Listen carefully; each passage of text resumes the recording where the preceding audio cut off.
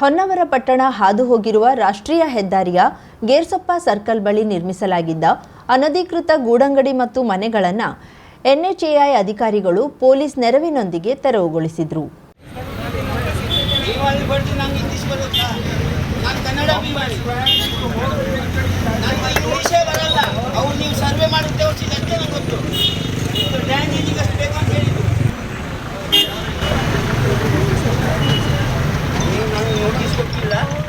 ಈ ಸಂದರ್ಭದಲ್ಲಿ ಅಧಿಕಾರಿಗಳು ಮತ್ತು ಗೂಡಂಗಡಿ ಮಾಲೀಕರ ನಡುವೆ ಮಾತಿನ ಚಕಮಕಿ ನಡೆಯಿತು.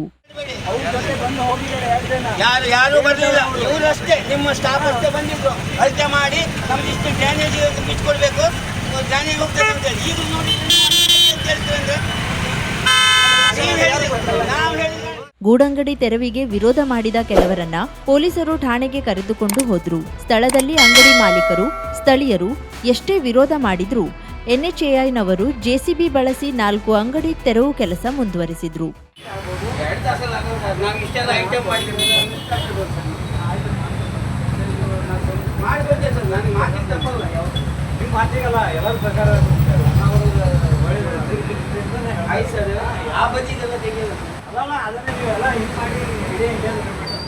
ಇದಕ್ಕೆ ಹೊಂದಿಕೊಂಡಿರುವ ಚಹಾ ತಿಂಡಿ ಅಂಗಡಿಯವರು ತೆರವುಗೊಳಿಸಲು ಸಮಯಾವಕಾಶ ಕೇಳಿದ್ರು.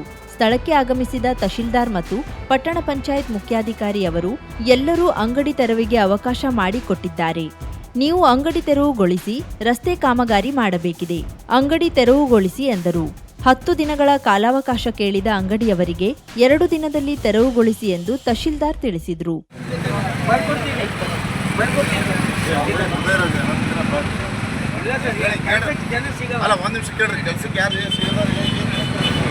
ಅಲ್ಲೆಲ್ಲ ವೆಲ್ಡಿಂಗ್ ಒಂದು 10 ದಿವಸ ಕೊಡಿ ಸರ್, ಬರೀ 10 ದಿವಸ ಅಲ್ಲ ತೆಗ್ದಿದ್ದಾರೆ ಸರ್. ಅವ್ರದ್ದು ಖಾಲಿ ಕಾಂಬ ಹೋಗಿದ್ದ ತಾಳ್ಪತ್ರೆ ಕಟ್ಟಿದ್ರು. ಈ ಸಂದರ್ಭದಲ್ಲಿ ಅಲ್ಲಿ ಸೇರಿದ ಜನರು ಅಂಗಡಿ ಇಡಲು ಪಟ್ಟಣ ಪಂಚಾಯತ್ ಅವಕಾಶ ಮಾಡಿಕೊಡುತ್ತಿದೆ. ಬೆಳಿಗ್ಗೆ ಬಂದು 50 ರೂಪಾಯಿ ನೆಲ ಬಾಡಿಗೆ ವಸೂಲಿ ಮಾಡಿ ಹೋಗುತ್ತಾರೆ. ಸಂಜೆ ಬಂದು ಅಂಗಡಿ ತೆಗೆಯಿರಿ ಹೇಳುತ್ತೀರಿ. ಬೀದಿ ಬದಿ ವ್ಯಾಪಾರಸ್ಥರಿಗೆ ಸರ್ಕಾರ ಸಾಲ ಕೊಡುತ್ತಿದೆ, ನೀವು ತೆರವುಗೊಳಿಸುತ್ತೀರಿ. ಪರಿಹಾರ ತೆಗೆದುಕೊಂಡ ಕೆಲವು ಶ್ರೀಮಂತರು ಇನ್ನೂ ಅಂಗಡಿ ತೆರವುಗೊಳಿಸಿಲ್ಲ, ಅಂತವರ ಸುದ್ದಿಗೆ ಹೋಗುವುದಿಲ್ಲ, ಬಡವರಿಗೆ ಮಾತ್ರ ಯಾಕೆ ಹೀಗೆ ಮಾಡ್ತೀರಿ ಎಂದು ಆಕ್ಷೇಪ ಸಲ್ಲಿಸಿದ್ರು. ಇವತ್ತು ಬೆಳಿಗ್ಗೆ ಪಟ್ಟಣ ಪಂಚಾಯತ್ ಬೆಳಿಗ್ಗೆ ನೆಲಬಾಡಿಗೆ ದುಡ್ಡು ವಸೂಲಿ ಮಾಡ್ಕೊಂಡು ಹೋಗಿದ್ದಾರೆ. 3 ಗಂಟೆಗೆ ಬಂದು ತೆಗಿದೆ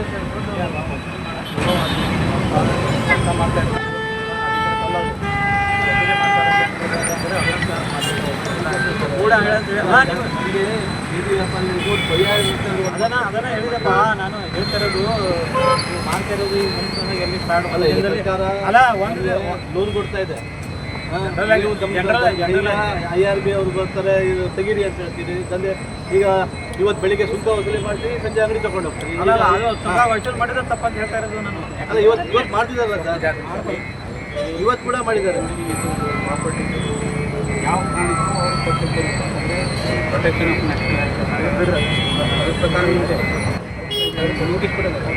ಸರ್ ನೆಕ್ಸ್ಟ್ ನೋಟಿಸ್ ತುಂಬಾ ಇದೆ ಸರ್. ನೀವು ದೊಡ್ಡ ದೊಡ್ಡ ಬಿಲ್ಡಿಂಗಿಗೆ ಪರಿಹಾರ ಕೊಟ್ಟಿದ್ದ ಬಿಲ್ಡಿಂಗ್ ಫಸ್ಟ್ ಉದುರಿಸಿ ತೆಗೀರಿ, ಆಮೇಲೆ ಬಂದು ಬಡವರು ಟೈಮ್ ಬಂದು ಬಿಸಿ. ರಾಷ್ಟ್ರೀಯ ಹೆದ್ದಾರಿ ಕೆಲಸ ನಡೆಯುತ್ತಿದೆ. ರಸ್ತೆ ಕೆಲಸ ಆದಷ್ಟು ಬೇಗ ಮುಗಿಯಬೇಕಿದೆ. ರಸ್ತೆ ಕಾಮಗಾರಿ ನಡೆಸಲು ಅಡ್ಡಿ ಉಂಟಾಗುವ ಅಂಗಡಿಗಳನ್ನು ತೆಗೆಯಬೇಕಿದೆ. ಇದಕ್ಕೆ ಸಾರ್ವಜನಿಕರು ಸಹಕಾರ ನೀಡಬೇಕು ಎಂದು ಅಧಿಕಾರಿಗಳು ಹೇಳಿದರು.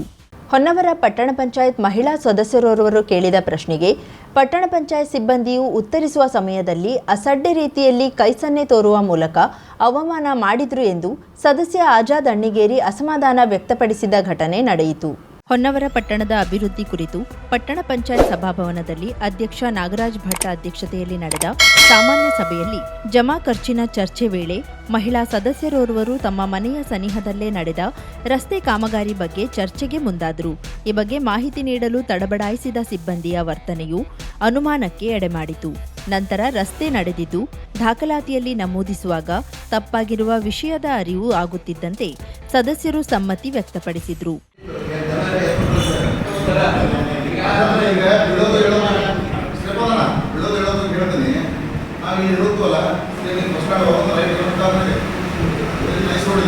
ನೈಸ್ ರೋಡ್ ಅದು ಮಾಧ್ಯಮ ಚೆನ್ನಾಗಿ ಚಲೋ ಮಾಡೋದು ಎಂಬತ್ತು ಹೋಗ್ತಾರೆ ನಮ್ಮ ಮಕ್ಕಳ ಚಲೋ ಗಾಡಿ ಕೊಡ್ಸಿದ್ವಿ ಅದು ಮಾಧ್ಯಮ ಬಂತು ನೀರು ಮಾಡೋದು ನಾವು ಏನು ಹಂಬ ದೊಡ್ಡ ಬೇಗ ತೆಗಿಬೇಕು ಅದೇ ಸೈಡ್ಗೆ ನ್ಯಾಚುರಲ್ ಡೌನ್ ಇದ್ದಾಗ ಡೌನ್ ಇರ್ತದೆ ಆ ಡೌನ್ ಇದೆ 55 ಈ ಸಮಯದಲ್ಲಿ ಸಿಬ್ಬಂದಿಯು ಕೈಸನ್ನೆಯ ಅಪಹಾಸ್ಯದ ವರ್ತನೆಯು ಸದಸ್ಯ ಆಜಾದ್ ಅಣ್ಣಿಗೇರಿ ಕುಪಿತರಾಗಲು ಕಾರಣವಾಯಿತು. ಸದಸ್ಯರಾದವರು ಪ್ರಶ್ನೆಯೇ ಕೇಳಬಾರ್ದಾ ಎಂದು ಸಿಬ್ಬಂದಿಯ ವರ್ತನೆಯ ವಿರುದ್ಧ ಆಕ್ರೋಶ ವ್ಯಕ್ತಪಡಿಸಿ ದಾದಾಗಿರಿ ಇದೆಯಾ ಎಂದು ಆಕ್ರೋಶ ತೋರಿಸಿದ್ರು.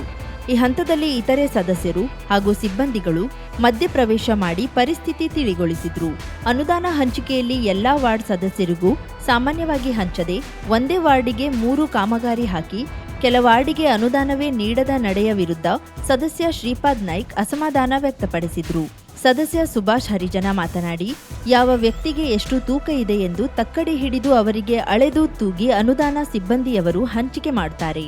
ಅವರಿಗೆ ಮಾತ್ರ ಅನುದಾನ ಸಿಗಲಿದೆ, ಅವರ ಕೆಲಸ ಮಾತ್ರ ಆಗಲಿದೆ ಎಂದು ಅಳಲು ತೋಡಿಕೊಂಡ್ರು.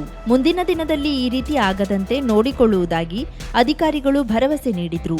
ಪಟ್ಟಣ ವ್ಯಾಪ್ತಿಯ ಹಲವು ಮೂತ್ರಖಾನೆಗಳು ದುಸ್ಥಿತಿಯಲ್ಲಿರುವ ಬಗ್ಗೆ ಮಾಧ್ಯಮದಲ್ಲಿ ವರದಿಯಾಗುತ್ತಿದ್ದು, ಹಲವು ಮೂತ್ರಖಾನೆಗಳು ಬಳಕೆಯಾಗುತ್ತಿಲ್ಲ. ಇದನ್ನ ತೆರವುಗೊಳಿಸಲು ಸಭೆಯಲ್ಲಿ ತೀರ್ಮಾನಿಸಲಾಯಿತು.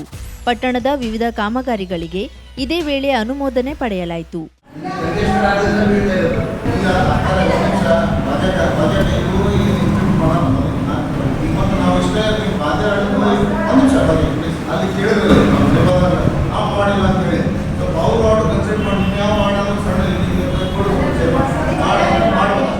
ಈ ಸಂದರ್ಭದಲ್ಲಿ ಸ್ಥಾಯಿ ಸಮಿತಿ ಅಧ್ಯಕ್ಷ ಮಹೇಶ್ ಮೇಸ್ತಾ, ಪಟ್ಟಣ ಪಂಚಾಯತ್ ಮುಖ್ಯಾಧಿಕಾರಿ ಏಸು ಬೆಂಗಳೂರು, ಸದಸ್ಯರು ಸಿಬ್ಬಂದಿಗಳು ಹಾಜರಿದ್ದರು. ಬೆಂಗಳೂರು ವಿಶ್ವದಾದ್ಯಂತ ಹೆಸರುವಾಸಿಯಾಗಲು ಅಡಿಪಾಯ ಹಾಕಿದ ಕೆಂಪೇಗೌಡರು ಕಾರಣರಾಗಿದ್ದಾರೆ. ಅವರ ಈ ಕಾರ್ಯದಿಂದ ಲಕ್ಷಾಂತರ ಜನರಿಗೆ ಬೆಂಗಳೂರಿನಲ್ಲಿ ಉದ್ಯೋಗ ಕಲ್ಪಿಸಿಕೊಟ್ಟಿರುವ ಶ್ರೇಯಸ್ಸು ಅವರಿಗೆ ಸಲ್ಲುತ್ತದೆ. ಮುಂದಿನ ವರ್ಷ ಕೆಳಗಿನೂರಿನ ಒಕ್ಕಲಿಗ ಸಂಘದಲ್ಲಿ ಆಚರಣೆ ಮಾಡಲು ಅವಕಾಶ ಮಾಡಿಕೊಡಿ ಎಂದು ಒಕ್ಕಲಿಗ ಸಂಘದ ಅಧ್ಯಕ್ಷ ತಿಮ್ಮಪ್ಪ ಗೌಡ ಹೇಳಿದರು. ಹೊನ್ನಾವರ ಪಟ್ಟಣದ ನ್ಯೂ ಇಂಗ್ಲಿಷ್ ಸ್ಕೂಲ್ ಸಭಾಭವನದಲ್ಲಿ ವಿವಿಧ ಇಲಾಖೆ ಮತ್ತು ತಾಲೂಕಾ ಒಕ್ಕಲಿಗ ಸಂಘದ ಆಶ್ರಯದಲ್ಲಿ ನಡೆದ ನಾಡ ಪ್ರಭು ಶ್ರೀ ಕೆಂಪೇಗೌಡ ಜಯಂತಿ ಉದ್ಘಾಟಿಸಿ ಅವರು ಮಾತನಾಡಿದರು. ಬೆಂಗಳೂರು ವಿಶ್ವದಾದ್ಯಂತ ಸಿಲಿಕಾನ್ ಸಿಟಿ ಎಂದು ಹೆಸರುವಾಸಿಯಾಗಲು ಅದಕ್ಕೆ ಅಡಿಪಾಯ ಹಾಕಿಕೊಟ್ಟಂತ ಕೆಂಪೇಗೌಡರು ಮೊದಲಿಗರು. ಅವರು ಆವಾಗ ಹಾಕಿಕೊಟ್ಟ ಅಡಿಪಾಯದಿಂದಲೇ ಇಂದು ಈ ಬೆಂಗಳೂರು ಎನ್ನುವ ಹೆಸರು ಚಿರಪರಿಚಿತವಾಗಿದೆ ಹಾಗೂ ಅನೇಕ ಜನರಿಗೆ, ಲಕ್ಷಾಂತರ ಜನರಿಗೆ ಉದ್ಯೋಗವನ್ನು ಕಲ್ಪಿಸಿಕೊಟ್ಟಿದೆ. ಅಂತ ಗಣ್ಯರನ್ನು ನಾವು ಇಂದು ನೆನಪಿಸಿಕೊಳ್ಳುವುದು ನಮ್ಮೆಲ್ಲರ ಕರ್ತವ್ಯ. ಅದೇ ರೀತಿ ರಾಜ್ಯಾದ್ಯಂತ ಕೆಂಪೇಗೌಡರ ದಿನಾಚರಣೆಯನ್ನು ಬಹಳ ವಿಜೃಂಭಣೆಯಿಂದ ಆಚರಿಸುತ್ತಾ ಬಂದಿದ್ದಾರೆ. ಪ್ರತಿಯೊಂದು ಶಾಲಾ ಕಾಲೇಜು, ಪ್ರತಿಯೊಂದು ತಾಲೂಕುಗಳಲ್ಲೂ ಸಹ ವಿಜೃಂಭಣೆಯಿಂದ ಆಚರಿಸುತ್ತಾ ಬಂದಿದ್ದಾರೆ. ಅದೇ ರೀತಿ ನಮ್ಮ ರಾಜ್ಯ ಒಕ್ಕಲಿಗರ ಸಂಘವೂ ಸಹ ಪ್ರತಿಯೊಂದು ಜಿಲ್ಲೆಗಳಲ್ಲಿ, ತಾಲೂಕುಗಳಲ್ಲಿ ವಿಜೃಂಭಣೆಯಿಂದ ಆಚರಿಸಲು ಬಹಳ ಸಹಾಯ ಸಹಕಾರವನ್ನು ಸಹ ನೀಡುತ್ತಾ ಬಂದಿದ್ದಾರೆ. ಮುಖ್ಯ ಅತಿಥಿಯಾಗಿದ್ದ ಮಾಜಿ ಜಿಲ್ಲಾ ಪಂಚಾಯತ್ ಸದಸ್ಯ ಕೃಷ್ಣಗೌಡ ಮಾವಿನಕುರುವ ಮಾತನಾಡಿ, ಕೆಂಪೇಗೌಡ ದಿನಾಚರಣೆಯನ್ನ ರಾಜ್ಯದಲ್ಲಿ ಮಾತ್ರವಲ್ಲ, ಇಡೀ ಪ್ರಪಂಚದಲ್ಲಿ ಆಚರಣೆ ಮಾಡ್ತಿದ್ದಾರೆ. ರಾಜ್ಯ ಸರ್ಕಾರದವರು ಅತ್ಯಂತ ಅದ್ಧೂರಿಯಾಗಿ ಆಚರಣೆ ಮಾಡ್ತಿದ್ದಾರೆ. ಮುಂದಿನ ದಿನದಲ್ಲಿ ಅವರ ತತ್ವ ಸಿದ್ಧಾಂತವನ್ನ ಅಳವಡಿಸಿಕೊಳ್ಳಬೇಕು ಎಂದರು. ಕೆಂಪೇಗೌಡರು 516 ವರ್ಷಗಳ ಹಿಂದೆ ಅವರು ಆ ಸಂದರ್ಭದಲ್ಲಿ ಅವರು ಯಾವ ರೀತಿ ಬೆಂಗಳೂರನ್ನ ಕಟ್ಟಿದ್ರು, ಇವತ್ತು ಅವರ ಆ ಒಂದು ಗುಣ ಇದೆಯಲ್ಲ, ಇವತ್ತು ಬೆಂಗಳೂರು ಪ್ರಪಂಚದಲ್ಲೇ ಒಂದು ಮಾನ್ಯತೆಯನ್ನ ಪಡೆಯಲಿಕ್ಕೆ ಸಾಧ್ಯ ಆಗಿದೆ ಅನ್ನುವಂಥದ್ದನ್ನ ನಾವೆಲ್ಲರೂ ತಿಳ್ಕೊಳ್ಬೇಕಾಗಿದೆ. ಇವತ್ತು ಕೆಂಪೇಗೌಡರನ್ನ ಕೇವಲ ಕರ್ನಾಟಕದಲ್ಲಿ ಮಾತ್ರ ದಿನಾಚರಣೆಯನ್ನು ಮಾಡೋದಿಲ್ಲ, ಇಡೀ ಪ್ರಪಂಚದಲ್ಲೇ ಕೆಂಪೇಗೌಡರನ್ನ ಪೂಜಿಸುವಂತ ಒಂದು ಪ್ರತಿ ವರ್ಷ ಪೂಜಿಸುವಂತ ಪದ್ಧತಿ ಇದೆ. ಹಾಗಾಗಿ ನಮ್ಮ ರಾಜ್ಯ ಸರ್ಕಾರ ಸಹ ಇವತ್ತು ಕೆಂಪೇಗೌಡರ ದಿನಾಚರಣೆಯನ್ನ ಅತ್ಯಂತ ಅದ್ದೂರಿಯಾಗಿ ನಮ್ಮ ಮುಖ್ಯಮಂತ್ರಿಗಳಿರ್ಬೋದು, ಸನ್ಮಾನ್ಯ ಉಪಮುಖ್ಯಮಂತ್ರಿಗಳು ಹಾಗೂ ಕೆಂಪೇಗೌಡರ ಸಮಿತಿಯ ಅಧ್ಯಕ್ಷರು ಸಹ ಇವತ್ತು ಅವರು ಬೆಂಗಳೂರಿನಲ್ಲಿ ಇವತ್ತು ಬೇರೆ ಬೇರೆ ಕಾರ್ಯಕ್ರಮಗಳನ್ನು ಇಟ್ಕೊಂಡು ರಾಜ್ಯ ಸರ್ಕಾರದ ಮೂಲಕ ಅನೇಕ ಕಾರ್ಯಕ್ರಮಗಳನ್ನು ಹಮ್ಮಿಕೊಂಡಿದೆ. ಹಾಗಾಗಿ ಮುಂದಿನ ದಿವಸದಲ್ಲಿ ಕೆಂಪೇಗೌಡರವರ ತತ್ವ ಸಿದ್ಧಾಂತವನ್ನ ನಮ್ಮೆಲ್ಲ ಯುವಕರು, ವಿದ್ಯಾರ್ಥಿಗಳು ಬೆಳೆಸಿಕೊಳ್ಳುವಂತಾಗಬೇಕು ಅನ್ನುವಂತ ಮಾತನ್ನ ಈ ಸಂದರ್ಭದಲ್ಲಿ ಹೇಳ್ತಾ ಅಧ್ಯಕ್ಷತೆ ವಹಿಸಿದ್ದ ತಹಶೀಲ್ದಾರ್ ಪ್ರವೀಣ್ ಕರಾಂಡೆ ಮಾತನಾಡಿ, ಕೆಂಪೇಗೌಡ ದಿನಾಚರಣೆ ಕಾಟಾಚಾರಕ್ಕೆ ಮಾಡಬಾರದು ಎಂದು ಸ್ಥಳೀಯರ ಸಲಹೆ ಸೂಚನೆ ಪಡೆದು ಆಚರಣೆ ಮಾಡ್ತಿದ್ದೇವೆ. ಮುಂದಿನ ವರ್ಷ ಕೆಳಗಿನೂರು ಒಕ್ಕಲಿಗ ಸಮುದಾಯ ಭವನದಲ್ಲಿ ಆಚರಣೆ ಮಾಡೋಣ ಎಂದರು. ಸುಮಾರು ಜಯಂತಿಗಳು, ರಾಷ್ಟ್ರ ಪುರಸ್ಕೃತ ಜಯಂತಿಗಳನ್ನು ನಾವು ಆಚರಿಸ್ತಾ ಇದ್ದೇವೆ. ವಿಶೇಷವಾಗಿ ಎಲ್ಲಾ ಜಯಂತಿಗಳನ್ನು ಆಚರಣೆ ಮಾಡುವ ಸಂದರ್ಭದಲ್ಲಿ ಆ ರಾಷ್ಟ್ರ ಪುರುಷರಿರ್ಬೋದು, ಮಹಾಪುರುಷರಿರ್ಬೋದು, ಅವರು ಭಾವಚಿತ್ರ ಪೂಜೆ ಸಲ್ಲಿಸುವ ಮುಖಾಂತರ ನಾವು ತಾಲೂಕು ಮಟ್ಟದಲ್ಲಿ ತಾಲೂಕು ಕಚೇರಿಯನ್ನು ಆಚರಣೆ ಮಾಡ್ತಾ ಬಂದಿರ್ತೇವೆ. ನಾಡಪ್ರಭು ಕೆಂಪೇಗೌಡ ಅವರ ಜಯಂತಿ ವಿಶೇಷವಾಗಿ ಸರ್ಕಾರದಿಂದ ಪ್ರತಿ ಶಾಲೆಯಲ್ಲಿ 4 ಸ್ಪರ್ಧೆಗಳ ಮುಖಾಂತರ ವಿದ್ಯಾರ್ಥಿಗೆ ಪ್ರೋತ್ಸಾಹ ನೀಡುವ ಉದ್ದೇಶದಿಂದ ಒಂದು ವಿಶೇಷವಾದಂತಹ ಅನುದಾನವನ್ನು ನೀಡಿ ಪ್ರತಿ ತಾಲೂಕಿಗೆ ಸುಮಾರು 1 ಲಕ್ಷ ಅನುದಾನ ನೀಡ್ತಾ ಇದ್ದಾರೆ. ಅದ್ದೂರಿಯಾಗಿ ಈ ಜಯಂತಿಯನ್ನು ಆಚರಣೆ ಮಾಡುವ ಉದ್ದೇಶ ಒಂದ್ ಕಡೆ, ಆ ವಿದ್ಯಾರ್ಥಿ ಆಮೇಲೆ ಯುವಕರಿಗೆ ನಾಡಪ್ರಭು ಕೆಂಪೇಗೌಡರು ಅವರು ಮಾಡಿದಂತಹ ಕಾರ್ಯಗಳು ಇರ್ಬೋದು, ಬಲಿದಾನ ಇರ್ಬೋದು, ತ್ಯಾಗ ಇರ್ಬೋದು, ಅವ್ರ ಮಾರ್ಗದರ್ಶನ ಇರ್ಬೋದು, ಅವ್ರ ವೈಯಕ್ತಿಕ ಜೀವನ ಇರ್ಬೋದು, ಸಮಾಜಕ್ಕೆ ಆಗಲಿ ರಾಜ್ಯಕ್ಕೆ ಆಗಲಿ ಒಂದು ದೇಶಕ್ಕೆ ಒಂದು ಮಾದರಿ ವ್ಯಕ್ತಿಯಾಗಿ ಕಾರ್ಯನಿರ್ವಹಿಸಲು ಅನುಕೂಲವಾಗುವ ನಿಟ್ಟಿನಲ್ಲಿ ಈ ಸ್ಪರ್ಧೆಗಳ ಆಯೋಜನೆ ಮಾಡುವಂತ ಉದ್ದೇಶ ಸರ್ಕಾರದಿದೆ ಅಂತ ನನಗೆ ಅನಿಸ್ತಾ ಇದೆ. ನಿವೃತ್ತ ಉಪನ್ಯಾಸಕ ಎಂಆರ್ ನಾಯ್ಕ್ ಉಪನ್ಯಾಸ ನೀಡಿದ್ರು. ಗ್ಯಾರಂಟಿ ಪ್ರಾಧಿಕಾರದ ಅಣ್ಣಪ್ಪ ನಾಯ್ಕ್, ಕರವೇ ಅಧ್ಯಕ್ಷ ಮಂಜುನಾಥ್ ಗೌಡ, ಹೊನ್ನವರ ಉಳಿಸಿ ಬೆಳೆಸಿ ಸಂಘಟನೆಯ ಜಿಎನ್ ಗೌಡ, ನೌಕರ ಸಂಘದ ಅಧ್ಯಕ್ಷ ಅಣ್ಣಪ್ಪ ಮುಕುರಿ, ಶಿಕ್ಷಕರ ಸಂಘದ ಅಧ್ಯಕ್ಷ ಎಂಜಿ ನಾಯ್ಕ್, ಕಸಪ ಅಧ್ಯಕ್ಷ ಎಸ್ಎಚ್ ಗೌಡ, ಪ್ರಾಚಾರ್ಯ ಜಯಂತ್ ನಾಯ್ಕ್ ಮಾತನಾಡಿದ್ರು. ವೇದಿಕೆಯಲ್ಲಿ ನಿವೃತ್ತ ತಹಶೀಲ್ದಾರ್ ವಿಆರ್ ಗೌಡ, ಸಹಕಾರಿ ರತ್ನ ಪ್ರಶಸ್ತಿ ಪುರಸ್ಕೃತ ಗಣಪಯ್ಯ ಗೌಡ, ಪಟ್ಟಣ ಪಂಚಾಯತ್ ಸದಸ್ಯ ಸುಬ್ರಾಯ್ ಗೌಡ ಕರ್ಕಿ, ತಾಲೂಕ್ ಪಂಚಾಯತ್ ಇಒ ಚೇತನ್ ಕುಮಾರ್, ಒಕ್ಕಲಿಗ ಸಂಘದ ಉಪಾಧ್ಯಕ್ಷ ಮಾಬ್ಲಾ ಗೌಡ ಇನ್ನಿತರರು ಉಪಸ್ಥಿತರಿದ್ದರು. ಶಿಕ್ಷಕ ಸುದೀಶ್ ನಾಯ್ಕ್ ಕಾರ್ಯಕ್ರಮ ನಿರೂಪಿಸಿ ವಂದಿಸಿದ್ರು. ಪ್ರಬಂಧ, ಆಶುಭಾಷಣ, ಗಾಯನ, ಚಿತ್ರಕಲಾ ಸ್ಪರ್ಧೆಯಲ್ಲಿ ವಿಜೇತರಿಗೆ ಬಹುಮಾನ ವಿತರಿಸಲಾಯಿತು.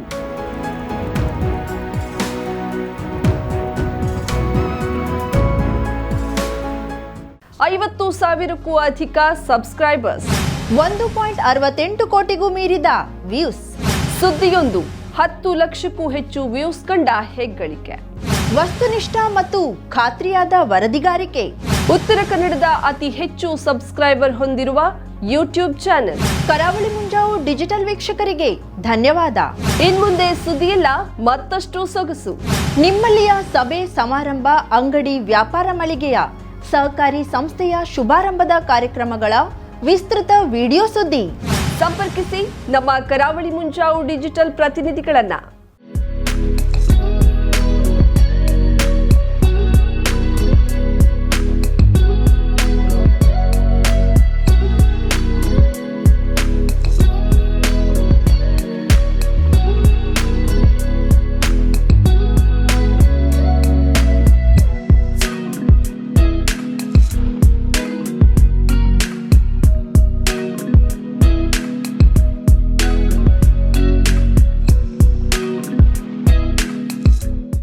ಸಮಾರಂಭ ನಿಮ್ಮದು, ಸಂಭ್ರಮ ನಮ್ಮದು.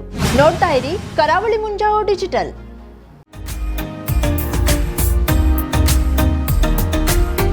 ಮಿಲನ್ ಎಂಟರ್ಪ್ರೈಸಸ್ ಬೃಹತ್ ಎಲೆಕ್ಟ್ರಾನಿಕ್ ಹಾಗೂ ಫರ್ನಿಚರ್ ಮಳಿಗೆ. ಉತ್ತರ ಕನ್ನಡ ಜಿಲ್ಲೆಯಲ್ಲೇ ಅತಿ ಹೆಚ್ಚು ಮಳಿಗೆಗಳನ್ನ ಹೊಂದಿರುವ, ಅತಿ ಹೆಚ್ಚು ಸಂತೃಪ್ತ ಗ್ರಾಹಕರನ್ನ ಹೊಂದಿರುವ ಮೂಲಕ ಹೆಗ್ಗಳಿಕೆಗೆ ಪಾತ್ರವಾಗಿರುವ ಏಕೈಕ ಸಂಸ್ಥೆ ಮಿಲನ್ ಎಂಟರ್ಪ್ರೈಸಸ್. ನಮ್ಮ ಮಳಿಗೆಗಳಲ್ಲಿ ಪ್ರಸಿದ್ಧ ಕಂಪನಿಗಳ electronic refrigerator, washing machine, LED TV, ಎಸಿಗಳು ಲಭ್ಯ. ಭಾರತದ ಕರಾವಳಿ ಹವಾಮಾನಕ್ಕೆ ಹೊಂದಿಕೊಳ್ಳುವ ನಂಬರ್ 1 ಬ್ರ್ಯಾಂಡ್ ಆದ ಗೋದ್ರೇಜ್ ಕಂಪನಿಯ ಕಪಾಟು, ಆಫೀಸ್ ಟೇಬಲ್, ಆಫೀಸ್ ಚೇರ್, ಬ್ಯಾಂಕ್ಗಳಿಗೆ ಹಾಗೂ ಚಿನ್ನದ ಅಂಗಡಿಗಳಿಗೆ ಬೇಕಾಗುವ ಸೇಫ್ ಲಾಕರ್ಗಳು ಅತಿ ಕಡಿಮೆ ಬೆಲೆಯಲ್ಲಿ ಲಭ್ಯವಿದೆ. Teak wood sofa set, wooden dining table ಹಾಗೂ ಗ್ರಾಹಕರಿಗೆ ಬೇಕಾಗುವ ಅಳತೆಯಲ್ಲಿ ನಿಮ್ಮ ಮನೆಗೆ ಹೊಂದಿಕೊಳ್ಳುವ ಹಾಗೆ ಫರ್ನಿಚರ್ ಗಳನ್ನ ಮಾಡಿಕೊಡಲಾಗುವುದು. ಕಸ್ಟಮೈಸ್ಡ್ ಕಿಚನ್, ವಾರ್ಡ್ರೋಬ್ ಗಳನ್ನ ಅತಿ ಹೆಚ್ಚು ವರ್ಷಗಳ ಕಾಲ ಬಾಳಿಕೆ ಬರುವ ಹಾಗೆ ವಾರಂಟಿಯೊಂದಿಗೆ ಮಾಡಿಕೊಡಲಾಗುವುದು.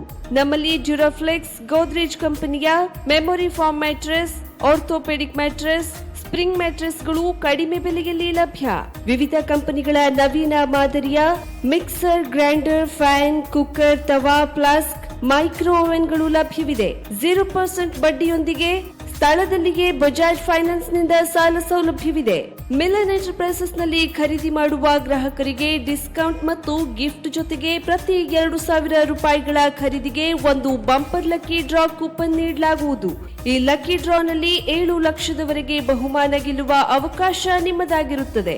ಲಕ್ಕಿ ಡ್ರಾದಲ್ಲಿ 1 ಕಾರ್, 2 ಬೈಕ್ ಮತ್ತು ರೆಫ್ರಿಜರೇಟರ್, ವಾಷಿಂಗ್ ಮಷೀನ್ ಸೇರಿದಂತೆ 30 ಲಕ್ಕಿ ಗ್ರಾಹಕರಿಗೆ ಬಹುಮಾನ ಗೆಲ್ಲುವ ಅವಕಾಶ. ಗ್ರಾಹಕರ ಸಂತೃಪ್ತಿಗೆ ನಮ್ಮ ಮೊದಲ ಆದ್ಯತೆ ಎನ್ನುವುದು ಮಿಲನ್ ಎಂಟರ್ಪ್ರೈಸಸ್ನ ವಾಕ್ಯ.